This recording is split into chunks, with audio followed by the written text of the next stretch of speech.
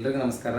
ಕರ್ನಾಟಕ ರಾಜ್ಯ ಆರೋಗ್ಯ ಇಲಾಖೆ ಗುತ್ತಿಗೆ ಹೊರಗುತ್ತಿಗೆ ನೌಕರರ ಸಂಘದ ರಾಜ್ಯಾಧ್ಯಕ್ಷನಾದ ಶ್ರೀಕಾಂತ್ ಸ್ವಾಮಿ ಆದ ನಾನು ಈ ಹಿಂದೆ ಈ ಜವಾಬ್ದಾರಿಯಲ್ಲಿ ಶ್ರೀ ವಿಶ್ವರಾಧ್ಯವರಿದ್ದರು. ಈಗ ಅವರು ರಾಷ್ಟ್ರೀಯ ಪ್ರಧಾನ ಕಾರ್ಯದರ್ಶಿಯಾಗಿ ಜವಾಬ್ದಾರಿಯನ್ನು ಅಲಂಕರಿಸುತ್ತಾರೆ. ಸೊ ಈಗ ನಾನು ಜವಾಬ್ದಾರಿ ತೆಗೆದುಕೊಂಡಾಗಿಂದ ನಾನು 3 ತಿಂಗಳ ಸತತವಾದ ಪ್ರಯತ್ನದಿಂದ ಮಾನ್ಯ ಆರೋಗ್ಯ ಸಚಿವರ ಸಭೆ ಇವತ್ತು ನಿಗದಿಯಾಗಿರ್ತದೆ. ಸೊ ಅದರಂತೆ ನಾವು ಈ ಸಭೆಗೆ ಹಾಜರಾಗಿದ್ದೆವು ನಮ್ಮ ಪದಾಧಿಕಾರಿಗಳ ಜೊತೆ.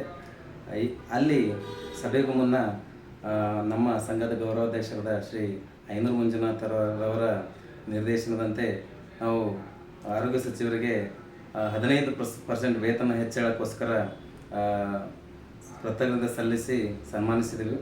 ಸೊ ಅದೇ ರೀತಿ ಸಭೆ ಪ್ರಾರಂಭ ಆದಮೇಲೆ ನಮ್ಮ 26 ಬೇಡಿಕೆಗಳನ್ನು ಸರ್ಕಾರದ ಮುಂದಿಟ್ಟಿದ್ವಿ.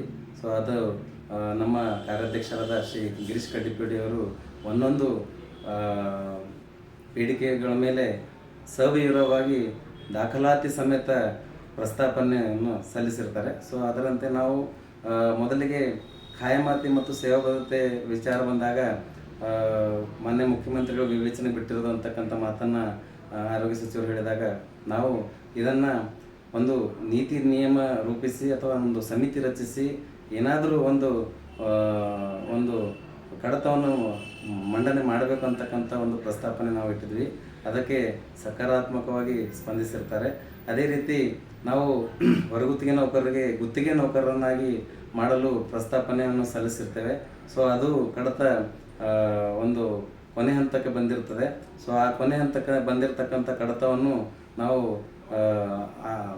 ಬೇಗ ಕ್ಲಿಯರ್ ಮಾಡಿ ಅದನ್ನು ಅವರಿಗೆ ನ್ಯಾಯ ಸಿಗೋ ರೀತಿ ಒಂದು ಮಾಡಬೇಕಂತ ನಾವು ಮನವಿ ಮಾಡಿದ್ವಿ. ಅದಕ್ಕೆ ಸಕಾರಾತ್ಮಕವಾಗಿ ಸ್ಪಂದಿಸಿದರು.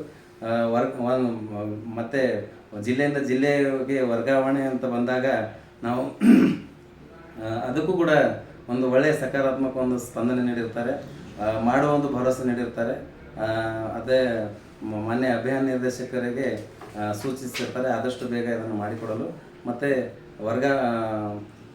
ವರ್ಗಾವಣೆ ಮತ್ತು ವಿಮೆ ಅಂತಕ್ಕಂಥ ಬಂದಾಗ ಬ್ಯಾಂಕ್ಗಳ ಜೊತೆ ಯಾವ ರೀತಿ ಅವರು ಟೈಪ್ ಮಾಡಿದ್ದಾರೆ, ಯಾವ ರೀತಿ ಅವರು ಅದ್ರ ಜೊತೆ ಸಂಪರ್ಕದಲ್ಲಿದ್ದಾರೆ ಅಂತಕ್ಕಂಥ ವಿಷಯವನ್ನು ಕೂಡ ಚರ್ಚಿಸಿದ್ದಾರೆ.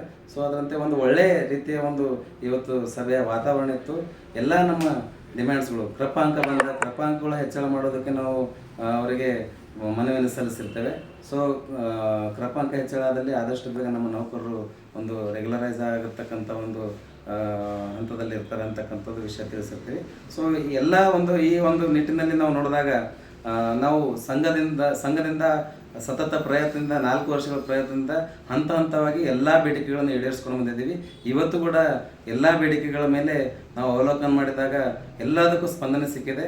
ನಾವೊಂದು ಜವಾಬ್ದಾರಿಯುತ ಸಂಘಟನೆಯಾಗಿ ಇವತ್ತು ಎಲ್ಲ ವಿಷಯದಲ್ಲೂ ಎಲ್ಲ ಒಂದು ನೌಕರರ ನಾಡಿ ಮಿಡಿತವನ್ನು ತಿಳಿದುಕೊಂಡು ಎಲ್ಲ ಒಂದು ಬೇಡಿಕೆಗಳ ಪಟ್ಟಿಯನ್ನು ತಯಾರು ಮಾಡಿಕೊಂಡು ಮಾನ್ಯ ಆರೋಗ್ಯ ಸಚಿವರ ಮುಂದೆ ಇಟ್ಟು ಎಲ್ಲನೂ ನಾವು ಪ್ರಸ್ತಾಪನೆ ಮಾಡಿದಾಗ ಅವರಿಗೂ ಕೂಡ ಒಂದು ಖುಷಿಯ ವಿಚಾರ ಏನಂದರೆ ಅವರಿಗೂ ಕೂಡ ಈ ಒಂದು ಬೇಡಿಕೆಗಳು ನೋಡಿ ಹೌದು ಮಾಡಿಕೊಡ್ಬೋದಲ್ಲ, ಎಲ್ಲ ಇದು ಮಾಡಿಕೊಡೋದ್ರಲ್ಲಿ ಯಾವುದೇ ಒಂದು ನಾವು ಹಿಂಜರಿಕೆ ಮಾಡಬಾರ್ದು ಅಂತಕ್ಕಂಥದ್ದು ಅವ್ರ ಮನಸ್ಸಲ್ಲಿ ಮೂಡಿತ್ತು. ಸೊ ಇದು ಒಂದು ಖುಷಿಯ ವಿಚಾರ ನಮಗೆ. ಸೊ ನಿಮಗೆ ನನ್ನ ಒಂದು ಕಳಕಳಿ ವಿನಂತಿ ಏನಂದರೆ ಈ ಹಿಂದೆ 4 ವರ್ಷದಿಂದ ಸತತವಾಗಿ ತಾವು ಎಲ್ಲರೂ ಬೆಂಬಲಿಸಿದ್ರಿ, ಮುಂದೇನೂ ಕೂಡ ಒಂದು ಶಕ್ತಿಯಾಗಿ ಬೆಂಬಲಿಸಿ ಅಂತಕ್ಕಂಥ ಮಾತನ್ನು ಈ ಸಂದರ್ಭದಲ್ಲಿ ಹೇಳ್ತೀನಿ. ಮತ್ತು ಯಾವುದೇ ಒಂದು ನಕಾರಾತ್ಮಕ ಸುದ್ದಿಗಳಿಗೆ ಕಿವಿಗೊಡದೆ ನಾವು ಮಾಡ್ತಕ್ಕಂಥ ಕೆಲಸಗಳನ್ನು ನೋಡಿ ತಾವು ಬೆಂಬಲಿಸಬೇಕು, ಸಹಕರಿಸಬೇಕು, ಶಕ್ತಿಯಾಗಿ ನಿಲ್ಲಬೇಕಂತಕ್ಕಂಥ ಮಾತನ್ನು ಈ ಮೂಲಕ ತಮ್ಮಲ್ಲಿ ಕೇಳಿಕೊಳ್ಳುತ್ತಾ ನಾನು ನಿಮಗೆ ಧನ್ಯವಾದ ಸಲ್ಲಿಸ್ತೀನಿ. ಧನ್ಯವಾದಗಳು.